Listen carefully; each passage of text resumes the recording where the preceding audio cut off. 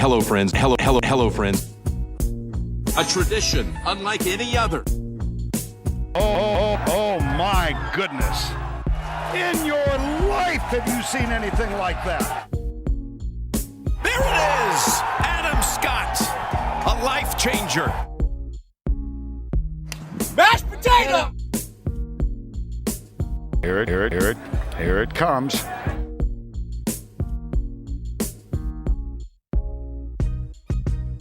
This is the 19th T podcast. Drudes with you for tonight, sitting across the screen from me up in lovely, sunny, what looks like sunny Darwin anyway, is the winner of the NT PGA Championship and our very good friend, the Gale Force, Daniel Gale. Mate, firstly, welcome and congratulations on the win over the weekend. Thank you. Thanks for having me on, guys.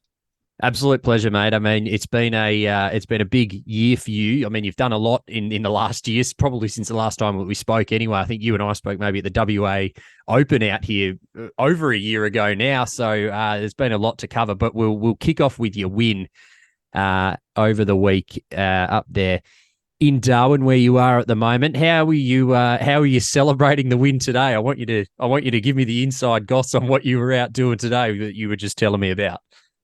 Yeah, so my billet I'm staying with Kenny. It's the 5th year I've stayed with him, and every year he's wanted me to stay, extra day or two, so he can take me out on his boat and go check out some crocs, go fishing, and all that. And the last 4 years I've jetted out on the red eye flight like everyone else, and just haven't stayed an extra day. And this year matched up well. I couldn't get a flight out when I book things. So, I fly out tomorrow. And today we went out on his boat and checked out some crocs, went out to Goat Island. So the guy that went viral last year, smacking a croc with a fry pan, went out and checked his island out. We didn't see the croc, but I met him, and it was pretty cool. It was pretty surreal seeing obviously wild crocs, just cruising right next to the boat. And I've watched too many videos where I was just expecting I want to jump in at some point, but it was pretty cool. It was. They didn't have any revenge. They didn't take any revenge on you, mate, for lifting the trophy yesterday, which was I think is the greatest trophy in golf, mate. I think you can stuff your green jacket, you can stuff your claret jug. This is the greatest trophy in golf. They didn't get any revenge on you for lifting a crocodile skeleton head above your head yesterday. It's about Australian as it gets, I reckon. Yeah. Well, it's funny. After I took the photos and lifted it over my head, when I went to put it down, the top jaw of that fell off onto the 18th. Like it fell onto my shin first, and I tried to save it, and it left a nice bruise on my shin. But it was pretty funny. It was probably, I reckon, it was probably about 30 kilos. Yeah. It would have been close. It wasn't the lightest thing, the whole thing. It was a pretty cool trophy, I'll tell you that. I remember Pikey telling us how heavy it was, and I mean, if Pikey's struggling to hold it up, I mean, he's a big unit, then probably most people are going to struggle to hold that thing up. So, I don't think you're wrong. But take us through the win, mate. I mean, 65, 68, 72, 65 to storm home on the Sunday and return to your good form. I mean, your golf has been pretty good over the last few months anyway, obviously spending most of your time overseas, which we'll get to. But to come home and open with a 65, I mean, it wasn't, I guess, unexpected for people who have maybe played close attention to your journey over the last little bit. I mean, did it perhaps maybe feel a little unexpected to play that well? How are you feeling going into the tournament? In all honesty, I felt pretty good. I only got back from America last Sunday. So the biggest challenge for me was getting my body sorted and the jet lag and all that. I was struggling to make it past 8 p.m. most nights. In all honesty, my eyes were hanging out of my head. But I got better as the week went on. But yeah, the biggest thing for me was to get my body feeling normal, which from all the travels and stuff I've done, I guess over the last year, 2 years and all that, I've gotten better at adapting and knowing what I need to do to get everything sorted as quick as I can. So I was in the gym twice a day, just getting the body sorted, and it was every day as the week went on, it got better and better, and the feels were there, and I was riding some what I feel pretty good form, obviously from my last couple of weeks in America, and like a new. I wouldn't, maybe a new string of confidence, like just obviously what I did at the 3M qualifying and all that. And the whole experience of that, it really, just I feel kind of gave me a new level of confidence, and just I don't know, like going into this week, I felt pretty good. I knew what I needed to do, and I went out and did it. And you did it pretty easily in the end. 4 shots over Chris Crabtree there as well. You finishing at 14 under, and you even managed to bogey the last hole as well. So it could have been 5 shots if you didn't bogey. You bogeyed the 72nd, but when you got that many in hand, why get too aggressive? I guess. But I mean, I think there's no doubt we've certainly paid close attention to your journey in the last little while anyway, and it wasn't a surprise to me or Marshy to see you play so well. But I think for me, what really impressed me was your round 372. It was 1 over, and I'm sure, knowing you as a person, you would have been bitterly disappointed with that on moving day. But then for you to bounce back with a 65 on Sunday, I guess shows probably where your game's at and maybe where your maturity's at in terms of golf. Yeah, I feel like I've last few months and this year, I obviously came close at a couple of events, but I've sort of thrown in that sort of 74, 75, which sort of put me out of contention and was just shy here or there. But yeah, I feel like I grinded my butt off over in America, and just was playing obviously some very challenging golf courses over there, and I feel things. I learned a lot from my experiences that I've gone through, I guess, the past year. And that third round, I was 3 over through 9 holes. It was tough conditions. I grinded my butt off for the 3 over through 9 holes. Even I think I had 12 putts on the front 9. It wasn't too pretty, in all honesty, but I was grinding away. And even though that was the worst of the rounds, the way I finished that round, I was actually pretty chuffed to go 2 under last 4 holes, and I made a nice 7-foot par putt after ramming it past on the last to stay 2 back. I actually felt like I had momentum going into the final round, and all I had to do was just get out of the gate strong, which I did with a birdie start. And in that last round, I was surprised that I checked the leaderboard after the 7th hole, and I had a 2-shot lead. I was 3 under through 7 at the point, and I actually was surprised that I had a 2-shot lead. I thought there was so many guys bunched that, and obviously the talent level in Australia is really good. So at least 1 or 2 of them had to, I would have thought that 1 or 2 of them would have been 2, 3 under through the same amount of holes, got off to a good start, but they all seemed to struggle. I mean, it was windy on the Saturday. It was windy yesterday. It was the same sort of wind. So, I just didn't hit it great on the Saturday, and just, I guess the type of golf course it is, you can get breaks. It's easy for breaks not to go your way, and you've just got to obviously accept it. And yesterday I had the ball on a string, and just I really did golf my ball very well. It is one of the best rounds I've put together, especially under the pump. But from start to finish, it was pretty. I even look back and I say that was pretty darn good. Oh, I totally agree with you. Across 72 holes, I mean, four bogeys and a double. I mean, it's I'm sure that double you won't be happy with on in that third round there, but you bounced back as you mentioned. But I mean, that's pretty flawless golf. I mean, plenty of birdies in there. You had an eagle on 13. I'm just looking back here in round two.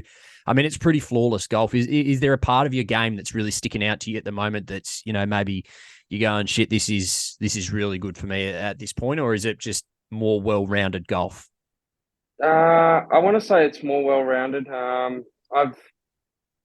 I've chipped away at everything. I've always hit it pretty good. It's always been, I guess, if the putts drop and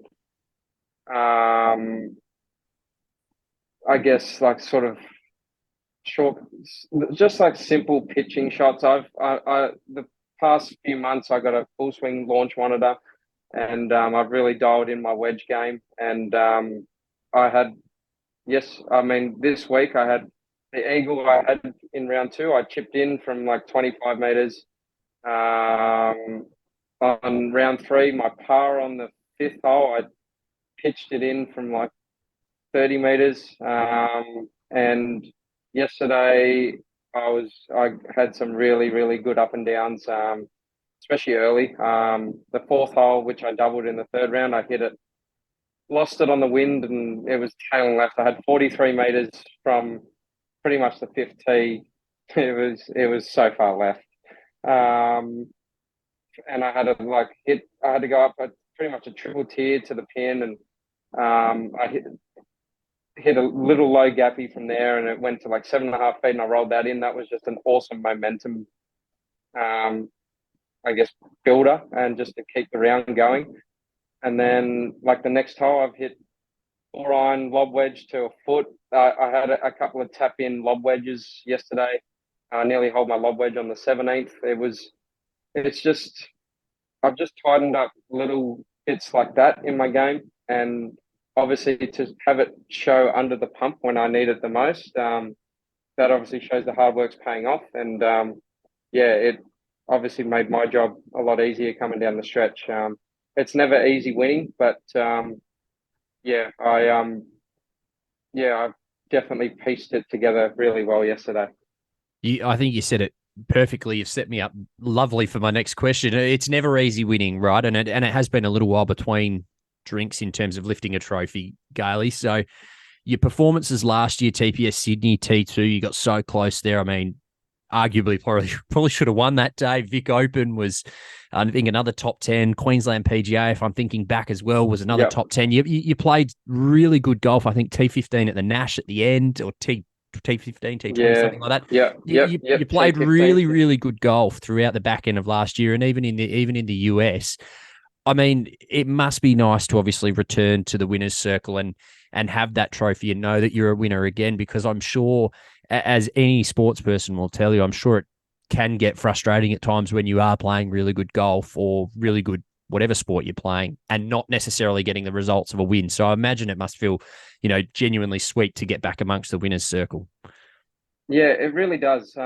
Like that, you said it perfectly. Like, I mean, over the last couple of years, if you go back to the last, not the season just gone, the season before, like I had back-to-back runner-up finishes at Queensland PGA and Rosebud, TPS Victoria, and obviously came close those weeks as well. Like there's nothing wrong, obviously, with a runner-up, but you're obviously playing good golf, but it does suck because you don't get to lift that trophy. I guess I felt like things were close, and obviously TPS Sydney, like I felt very in control of my game, and I mean I played well that last round. I just didn't make the putts I needed to in that last round. I still could have got the job done, even with Mika doing his thing on that final day. But I had my opportunities. I just didn't take them. But I learned from that experience, and I put myself in a position to win, and didn't close it out. But I mean, overall, if you've got the lead going in the final day and you shoot 4 under, it's going to win. I don't know, 95 times out of 100, maybe. Yeah. Maybe, or like 90 times out of 100, probably. I was bummed, but it's like, I'm playing good golf, and yeah, I feel like things have been progressing nicely. Last season, I put myself in the hunt probably more than the season before, and I just didn't close out my opportunities where it was frustrating. It was close. Like I just a couple shots here or there, and just a couple little things. It was just like like the tied eight that Vic Open could have easily been like a tied third. I probably like little progressions like that, but it was just little things I just wasn't piecing together, and but I knew how close it was, and it definitely does get frustrating. You feel like you're just running into a brick wall over and over again, but I guess if you run into that brick wall enough, it's got to fall down eventually, and I feel like I mean obviously over in America, like the Monday qualifying stuff and all that, like it is a bit brutal, I guess. Like you can play really good golf and not qualify, and yeah, it sucks because like you put together what is not a near you play good golf. Like you rarely have a day where you put everything together, but you play good golf and shoot a decent score, and it's not enough. Like you feel like Mm. you're obviously failing, or it sucks because you're good enough to be there and all that. It's just there's limited spots and qualifying is tough. And I guess to finally do it again at the 3M, like I mean that was obviously pretty special. Um, After doing it obviously there last year, Mm.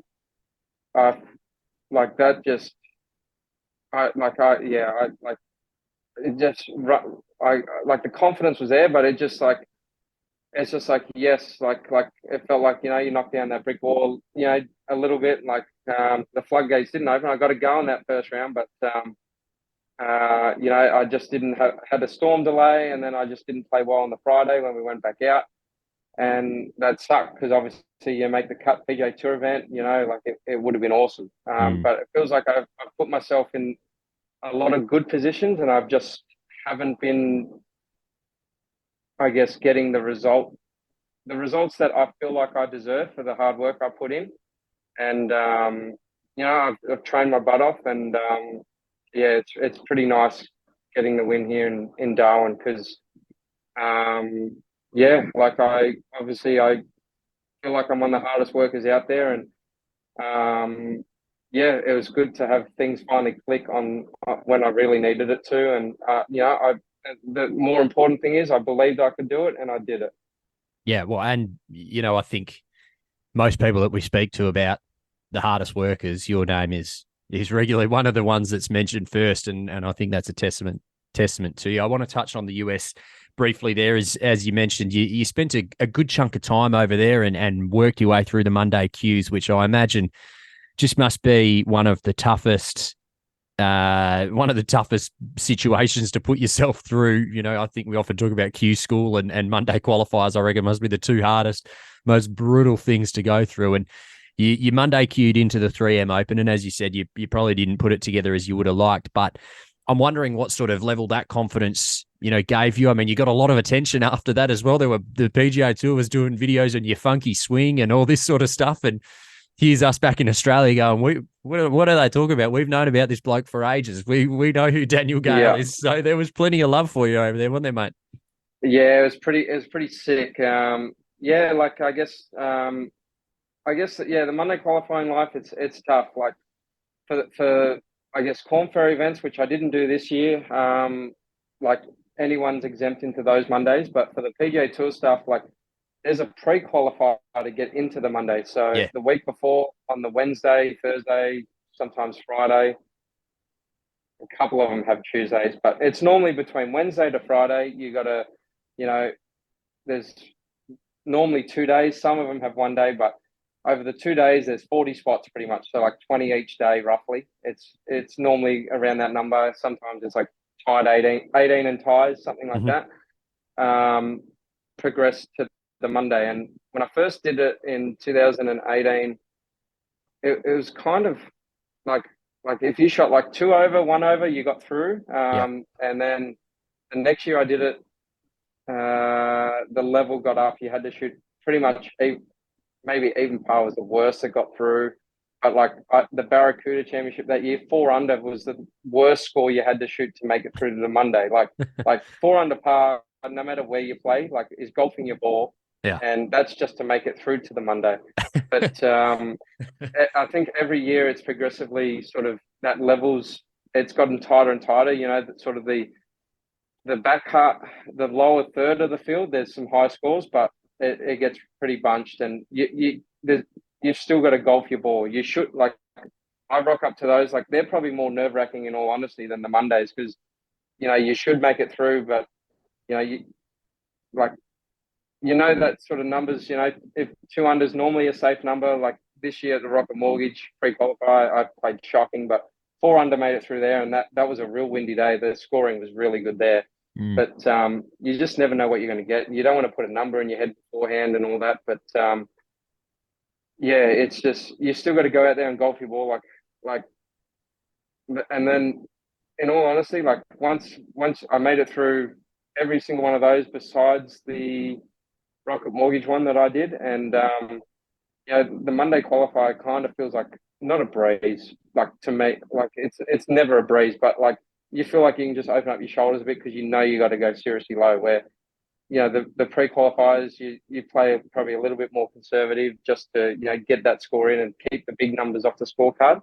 And then the Monday qualifiers, you sort of open up your shoulders, but it's just brutal. You got 70 top guys for 4 spots, and they can all play golf and shoot a number on their day. So obviously I came close at the Travellers pre-qualifier this year. I was 5 under with 4 to go, and I finished bogey, and 5 under ended up being the number getting in. That would have been awesome because that was a elevated event.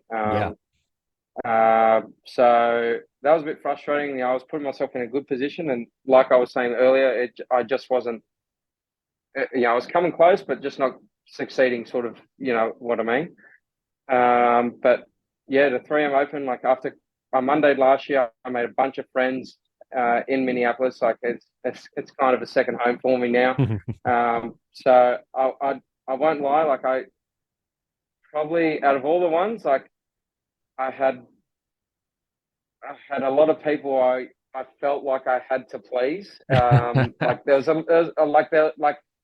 a little bit of I want to qualify for some people. I want them to come out and watch. I made some promises, like to my caddy. Like I'm like, you're going to caddy. I said to him last year, I'm like, you're going to caddy for me next year if I get in. And I mean, to go out there and do what I did that day, like I played a solid front 9. I left a couple of opportunities out there, turned 3 under par. And then the back 9, like it was pretty special. Drained a 20-footer on 10.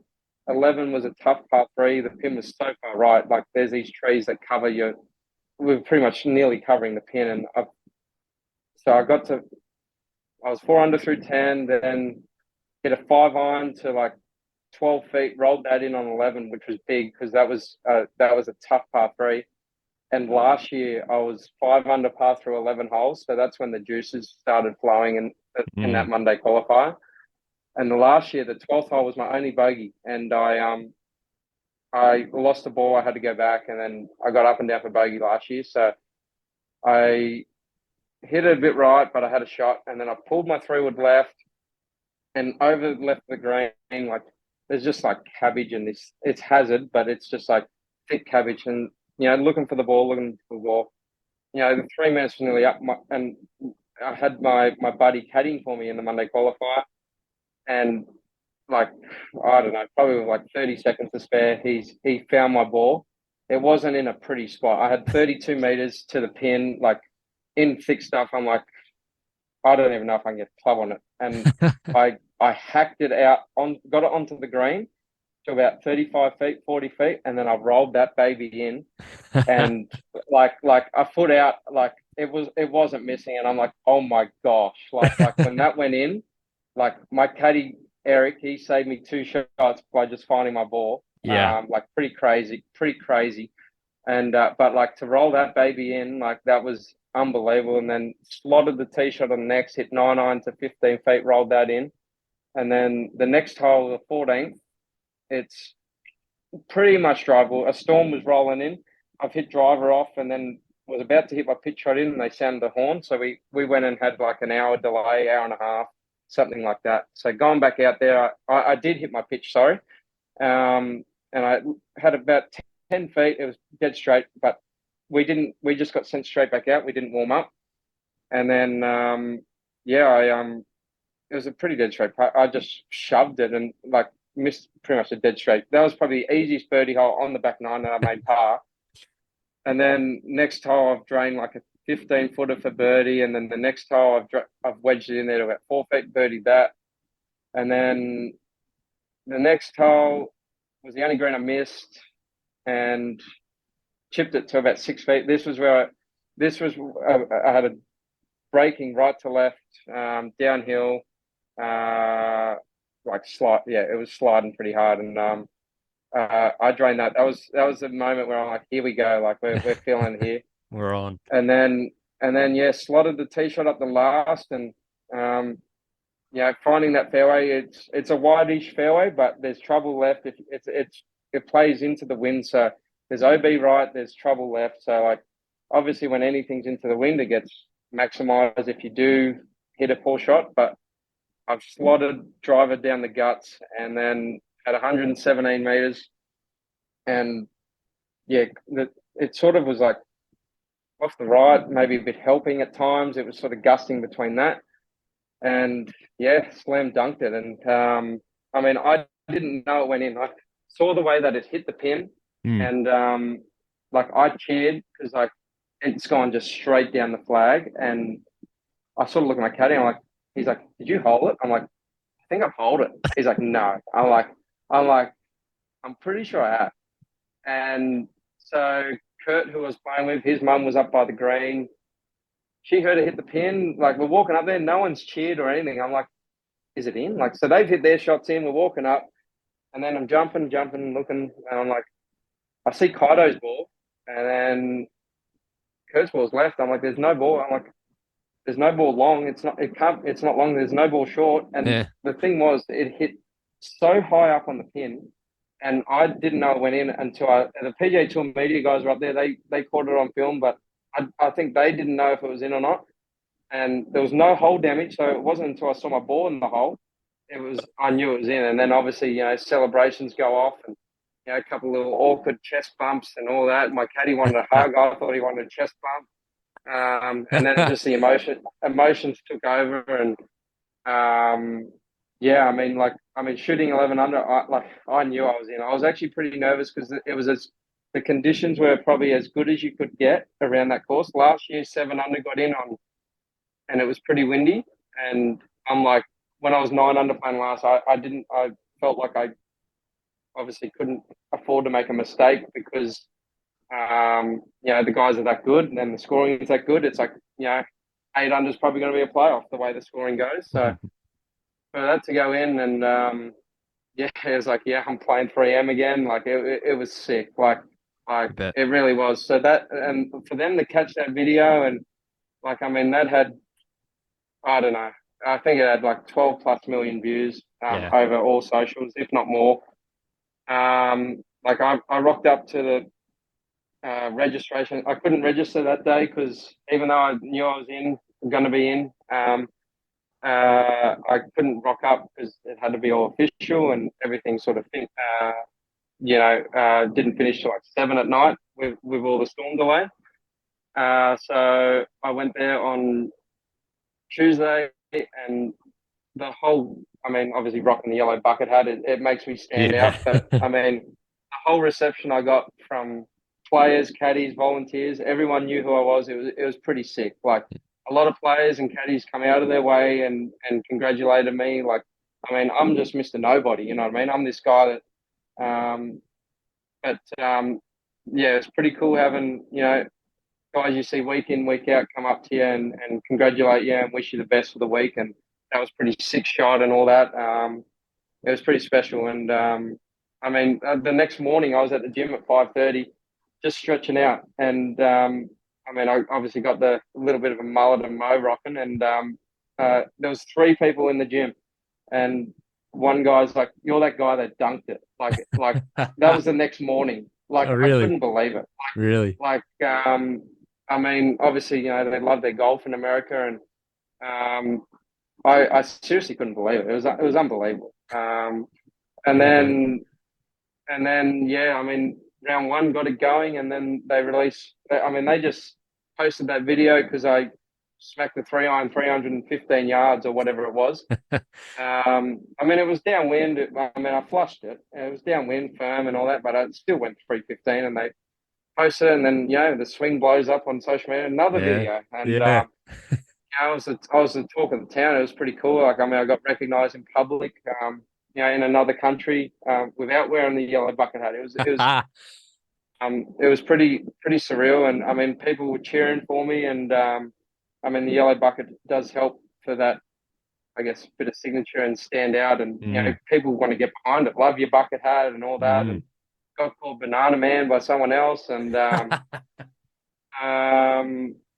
but yeah, I mean, like, for that to blow up, I was probably that was an experience and a half, I guess. The whole social media stuff, like, I was purposely quiet on socials because I haven't got time to read every message and Yeah. respond and all that. And obviously, when you do something amazing like that, you get a lot of messages. But I was quiet. I shared what I needed to share, and I mean, I was just buzzing from the excitement.